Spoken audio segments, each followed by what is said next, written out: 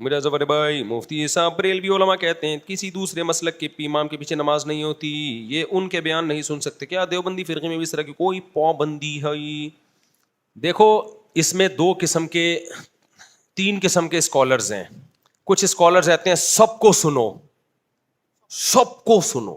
لوگ کہتے ہیں یہ ہے حق پرست, حالانکہ یہ حق پرست نہیں ہے.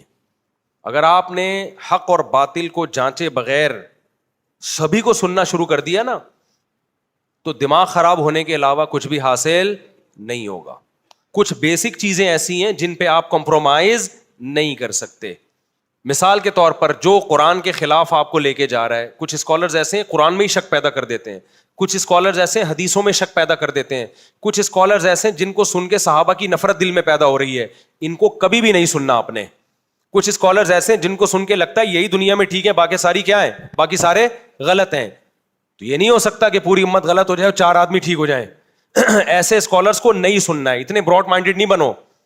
پھر تو قادیانیوں کو بھی سنو, پھر تو ملحدوں کو بھی سنو. تو اس سے وسوسے پیدا ہوتے ہیں. ایک دو چیز طے شدہ ہے نا, اس میں بھی شک پیدا ہو جاتا ہے. اصحاب علم تو سنیں گے جنہوں نے رد کرنا ہے.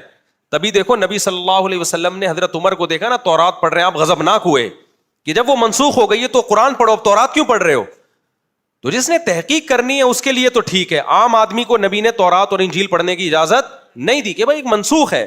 تو ہمارا یہ عقیدہ ہے کہ صحابہ برحق ہیں, ائمہ مجتہدین برحق ہیں, امت گمراہی پہ جمع نہیں ہو سکتی. تو جو اسکالر کی دعوت سے یہ لگ رہا ہے کہ پوری امت غلط اور یہ ٹھیک ہے, صحابہ غلط اور یہ ٹھیک ہے, اس کو کبھی بھی نہیں سننا آپ نے, کیونکہ وسوسے پیدا ہوں گے.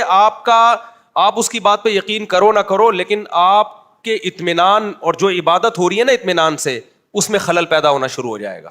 دوسری بات یہ, بعض کہتے ہیں صرف مجھے سنو, یہ دوسری انتہا ہے. بھائی اہل حق کا ایک معیار ہے, ما انا علیہ واصحابی, جو صحابہ اور پیغمبر سے نہ ہٹا رہا ہو اور امت سے نہ ہٹا رہا ہو.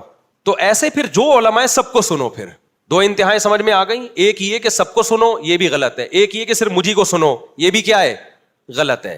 تو جو بھی اہل حق ہیں, اور اہل حق کا معیار حدیث سے کے مطابق کیا ہے, ما انا علیہ واصحابی, جو صحابہ کو فالو کرتا ہو. تو جو اس معیار پہ پورا اترتے ہیں نا اسکالرز, ان میں سے سب کو سنو. آپ سمجھتے ہو کہ نہیں سمجھتے؟